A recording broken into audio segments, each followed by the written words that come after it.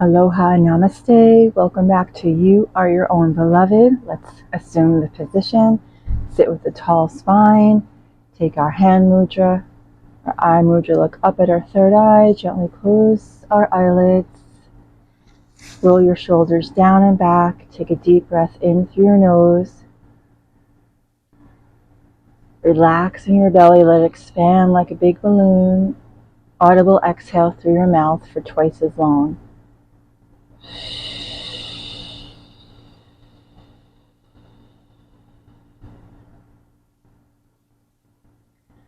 Deep breath in.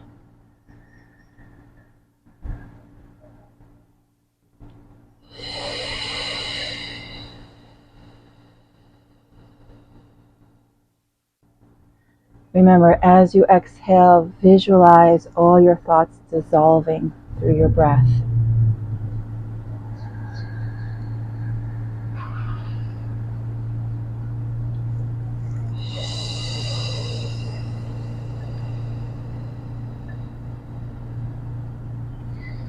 Empty your mind of your worries, of your strain, of your stress, of your tension.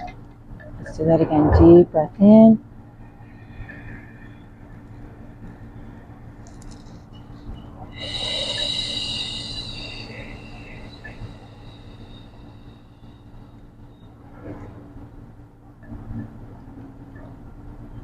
Quieting our minds so we can drop into our heart space. Just breathe into your beautiful heart.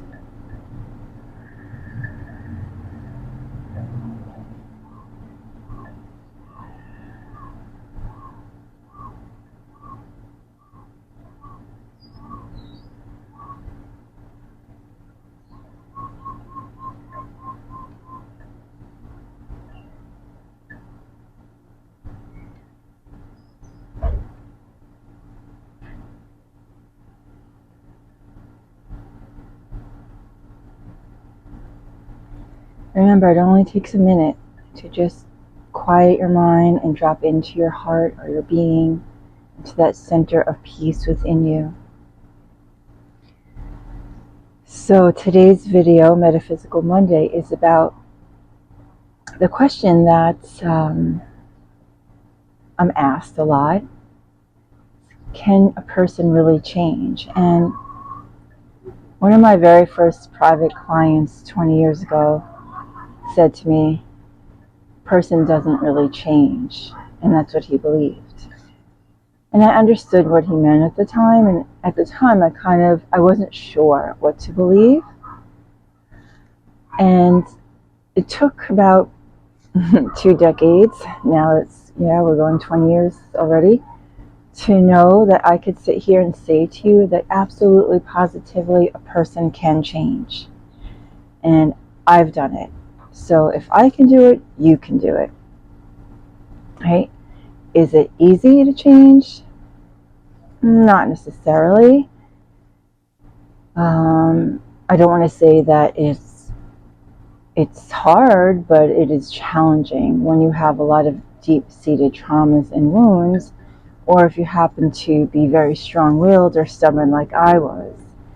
So I remember one of the first times when I was going through my journey of transformation, I was at lunch at the time I was doing bodybuilding, and I was having lunch with my trainer, and he said, wow, you've changed. And I said, oh, really? What do you mean? Like, how so? He's like, you seem so peaceful now. And then I asked him, well, how was I before? And he said, a cranky bitch with no carbs. So, yeah, part of it was the no carb thing when I was doing all natural bodybuilding. But no, I was really, really quick to anger and just stressed out all the time. And, it's just, yeah, I was not a happy camper for pretty much most of my life.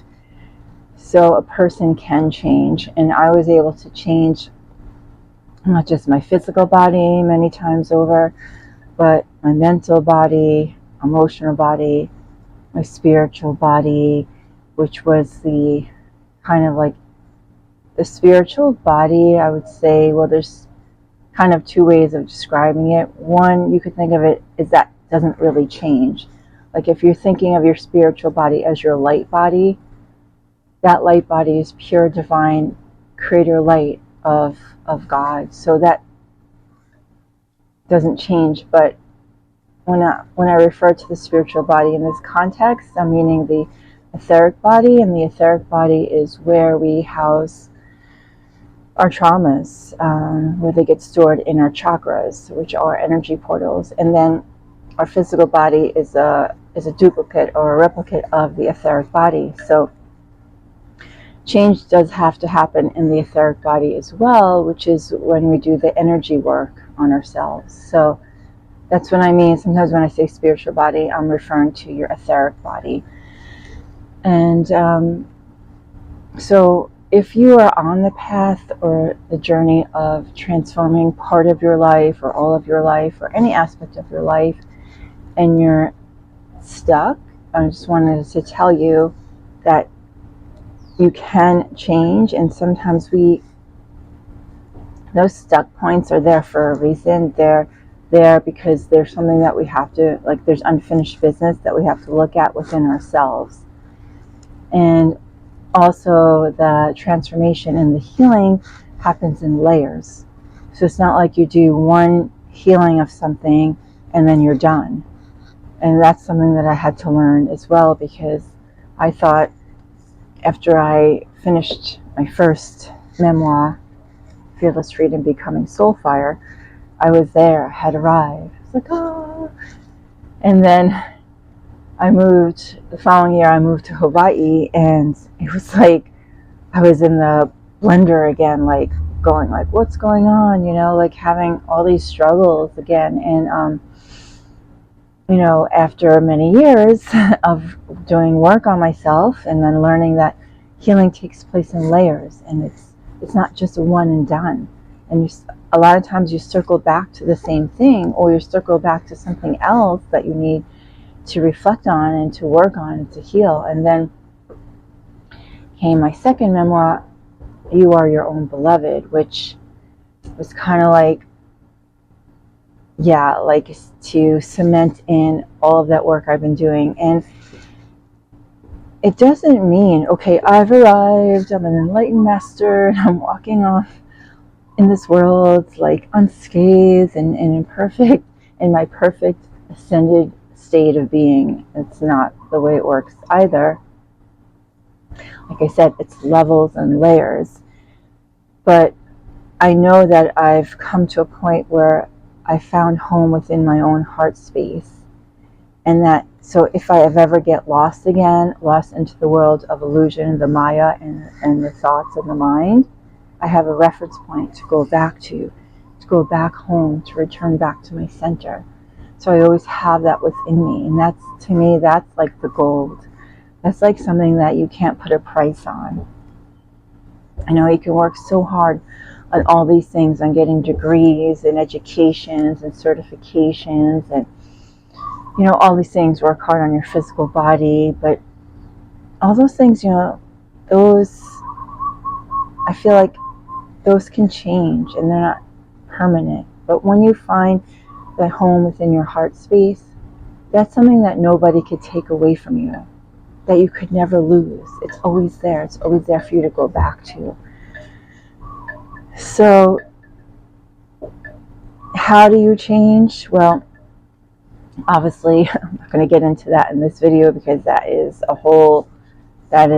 lots of videos, lots of workshops, or reading my books. So I actually outlined tools in this book that you could use to help you on the transformation process. And then in this book, I actually outlined step-by-step procedures of how you change, like how you do that inner work, that deep inner work. And it's, like I said, it's not a one and done. So I just wanted to share this video with you today on this Metaphysical Monday because it is the new moon and we're coming up into the summer solstice, which is the solstices for the ancients and for the natives of the land always look to the solstice as a portal or an opening for a shift, and if you are in alignment, if you spend time in reflection, in quietness and solitude, you could maybe progress a little bit faster or take advantage of some downloads that you might receive with this new moon and the solstice coming up,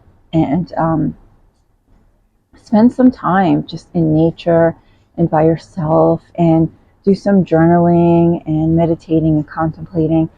If you're on this journey of like shifting and transforming, because I think this is a good opportunity now with this energy of the solstice. And Aloha, Karma, she's making her grand appearance. Yes, you want to come over here?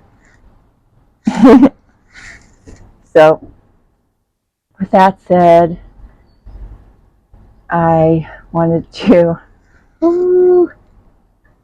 wish you and send you all of my love during this time of change, of the seasonal change, of the solstice, of the new moon, and take advantage of this beautiful energy. From my heart to yours, aloha, and I will see you soon.